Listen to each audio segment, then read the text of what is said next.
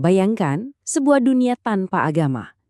Nah, kutipan dari John Lennon ini yang jadi pintu masuk ke gagasan inti dari buku yang akan kita bedah kali ini. Sebuah ajakan buat mempertanyakan salah satu pilar peradaban kita. Yap, kali ini kita bakal ngebongkar argumen-argumen inti dari buku yang sangat kontroversial karya Richard Dawkins, The God Delusion. Yuk kita telusuri bareng-bareng ide-ide yang udah memicu perdebatan sengit di seluruh dunia. Oke, gimana cara kita bedahnya? Gampang, kita bakal ikutin aja peta yang udah disiapin sama Dawkins sendiri. Ada 4 gagasan utama yang dia sebut sebagai pembangkit kesadaran yang jadi fondasi dari keseluruhan bukunya. Mari kita mulai dengan pesan yang pertama, sebuah gagasan tentang ateisme sebagai sebuah cita-cita pribadi yang agung. Pesan pertama ini rasanya kayak ngomong langsung ke siapapun yang mungkin ngerasa terjebak dalam agama warisan mereka. Intinya gini, menjadi ateis itu bukan soal kehilangan sesuatu, tapi justru sebuah cita-cita. Kata Dawkins, seseorang itu bisa banget loh hidup bahagia, bermoral, dan cerdas tanpa perlu percaya pada Tuhan. Nah, dari level individu tadi, sekarang Dawkins ngajak kita geser ke skala yang lebih gede. Masyarakat. Pesan kedua ini mengajak kita untuk ngebayangin sebuah dunia yang sama sekali berbeda. Buat ngegambarin poin ini, coba deh bayangin sebuah iklan di koran yang nunjukin pemandangan kota Manhattan, tapi dengan menara kembar yang masih berdiri kokoh. Gambaran yang kuat ini kan langsung bikin kita mikir, seberapa besar sih sebenarnya peran agama dalam membentuk sejarah dunia kita? Terus, Dawkins ngasih daftar yang provokatif banget. Klaimnya dia, tanpa agama, peristiwa-peristiwa besar kayak serangan 911, perang salib, bahkan konflik Israel-Palestina yang gak ada habisnya itu, mungkin gak akan pernah ada. Ini klaim yang super berani kan? Jadi poin utamanya apa dong? Nah, menurut Dawkins, akarnya tuh ada di masyarakat kita yang ngasih status khusus ke agama. Keyakinan agama seringkali dapat penghormatan otomatis tanpa perlu bukti rasional. Sebuah hak istimewa yang nggak dimiliki sama gagasan-gagasan lain. Kutipan dari H.L. Mencken ini kayaknya pas banget buat ngejelasinnya. Dia bilang, ya kita hargai aja agama orang lain, sama kayak kita menghargai pendapat dia kalau istrinya cantik. Kita bisa hargai itu sebagai keyakinan pribadi, tapi bukan berarti itu sebuah fakta absolut. Mungkin argumen ini kedengeran agak abstrak ya. Coba kita lihat contoh nyatanya. Kontroversi kartun Denmark tahun 2006.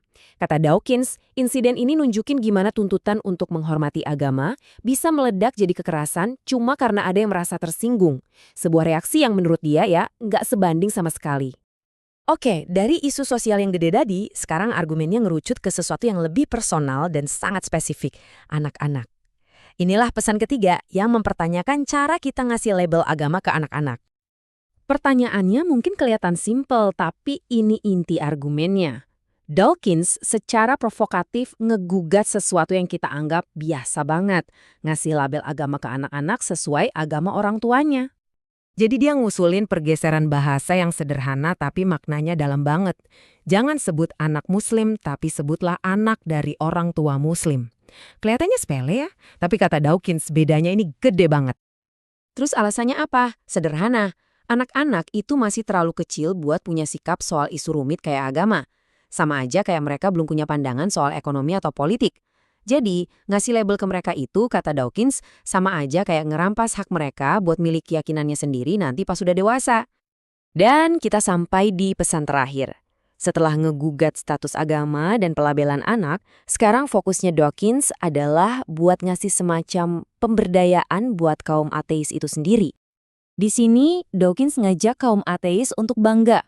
Argumennya, jadi ateis itu bukan hal yang memalukan, tapi justru jadi tanda pikiran yang sehat dan mandiri, yang gak seharusnya disembunyiin cuma karena ada stigma di masyarakat.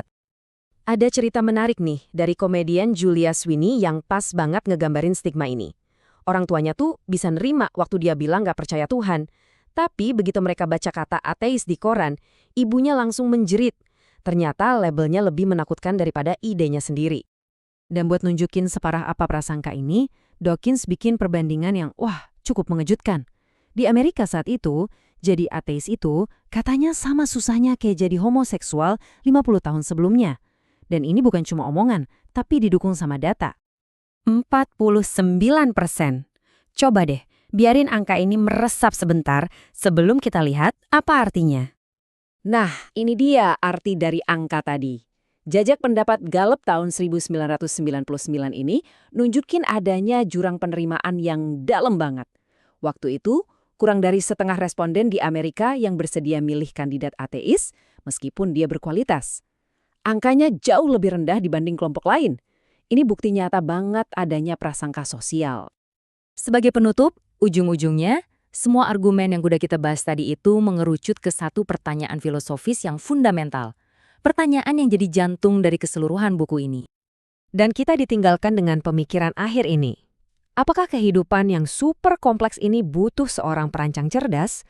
Atau jangan-jangan semua itu bisa muncul secara alami dari hal-hal yang sederhana lewat proses kayak seleksi alam?